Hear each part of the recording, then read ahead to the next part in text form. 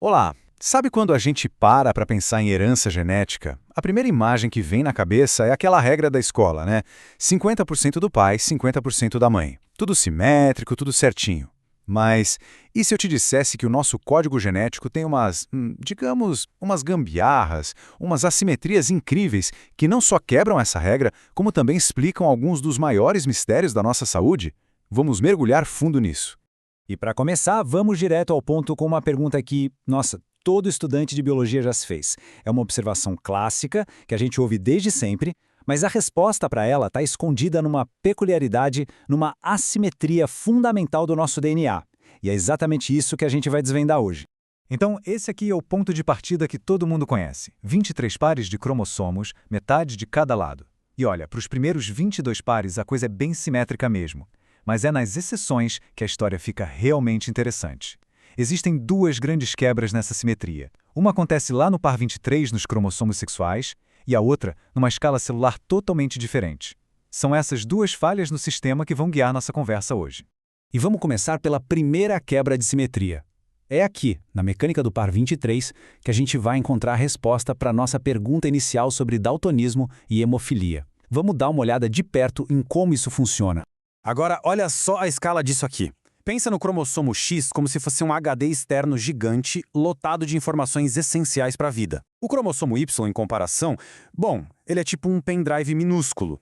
E o pulo do gato tá aqui, ó, nessa região não homóloga do X. São genes que existem no X, mas que simplesmente não têm um par correspondente no Y para servir de backup. É uma falha de design, digamos assim, com consequências gigantescas. E essa analogia de servidores é perfeita para entender o que acontece. No sistema XX, se um servidor falha, ou seja, se um gene num cromossomo X sofre uma mutação, o outro servidor está lá, funcionando e assume a bronca. É um sistema de backup ativo. Agora, no sistema XY, esse backup não existe. Se o único cromossomo X tiver um gene defeituoso naquela região crítica, não tem outra cópia para compensar. O sistema fica totalmente vulnerável. É uma fragilidade genética fundamental. E essa vulnerabilidade não é só teoria, ela se manifesta na prática. No caso do daltonismo, por exemplo, um gene com defeito no X atrapalha a formação dos cones nos olhos. Sem um backup para dar a instrução correta, a visão de cores fica comprometida. Já na hemofilia, a falta de um gene funcional impede a produção de proteínas que ajudam o sangue a coagular. Em ambos os casos, é uma única cópia com defeito que define a situação. E essa mecânica toda cria um padrão de herança bem curioso, quase um zigue-zague. Uma mãe que é portadora do gene, mas que geralmente não manifesta a doença por causa do seu backup, tem 50% de chance de passar o X com a mutação para os seus filhos do sexo masculino. E um pai que tem a doença nunca passa ela para os filhos homens. Por quê? Porque ele sempre passa para eles o cromossomo Y e não o X. A lógica da genética aqui é implacável.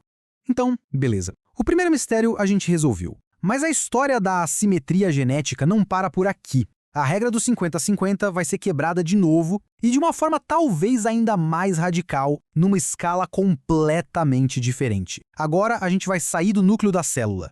Vamos então para a segunda grande assimetria. E ela não tem a ver com os cromossomos no núcleo, mas sim com o que está no citoplasma. Prepare-se para conhecer a herança mitocondrial, uma herança que vem exclusivamente da mãe. Gente, olha só essa diferença de escala. O óvulo humano é cerca de 10.000 vezes maior em volume que o espermatozoide. É uma diferença absurda. E isso é fundamental, porque o óvulo não doa só metade do DNA, ele doa o pacote completo. O citoplasma, as organelas. Ele já entrega a casa toda montada e com a energia elétrica funcionando. O processo da fecundação funciona como um filtro super seletivo. O espermatozoide usa suas mitocôndrias como se fosse um motor de popa, uma energia descartável só para chegar no óvulo. Mas na hora H, o que entra é só o núcleo com o DNA. Todo o motor do pai, incluindo as mitocôndrias dele, é deixado para trás. O resultado? O embrião herda 100% das suas usinas de energia, as mitocôndrias, da mãe. A linhagem energética é puramente materna. E aqui vem um detalhe que eu acho mais incrível. As mitocôndrias são quase como seres independentes dentro das nossas células. Elas têm o próprio genoma, o DNA mitocondrial, que é totalmente separado do DNA principal que fica no núcleo. É um pequeno DNA circular com genes focados só numa coisa: produzir energia. Por isso que uma mutação aqui afeta logo os órgãos que mais precisam de combustível: cérebro, coração, músculos. E o padrão de herança aqui é absoluto. Esquece aquela probabilidade de 50%. Como o heredograma mostra, uma mãe com uma mutação mitocondrial passa essa mutação para 100% dos seus filhos e filhas, sem exceção. E um pai afetado? Como as mitocôndrias dele nunca entram no óvulo, ele passa para 0% dos descendentes. É uma regra de linhagem materna, direta e reta. Ok, a gente explorou as duas grandes quebras na simetria da nossa herança genética. Agora, vamos juntar todas essas peças numa única ferramenta. Um quadro que resume tudo o que a gente aprendeu e nos ajuda a ter a visão completa. Essa matriz aqui é o nosso grande resumo. Vamos passar por ela com calma. Na herança padrão, a autossômica, os genes vêm dos cromossomos de 1 a 22 e a proporção entre os sexos é igual. Já na herança ligada ao X, a origem é aquela região sem backup do cromossomo X, afetando muito mais indivíduos do sexo masculino. E por fim, na herança mitocondrial, a origem é o DNA do citoplasma, a transmissão é 100% materna e afeta ambos os sexos. É basicamente um guia rápido para a gente decifrar a lógica da nossa genética. No final das contas, a grande lição é que são as exceções que definem o sistema. O nosso genoma não é um código perfeito e simétrico. Ele se parece mais com uma cidade antiga, sabe? Que foi construída e reconstruída ao longo de milhões de anos, com seus atalhos, suas vulnerabilidades e soluções geniais que foram surgindo pela pura necessidade de sobreviver. E o ponto-chave é este: entender essas assimetrias não é só uma curiosidade acadêmica, é a chave para a gente conseguir diagnosticar, prever e, quem sabe um dia, tratar algumas das doenças mais complexas que existem.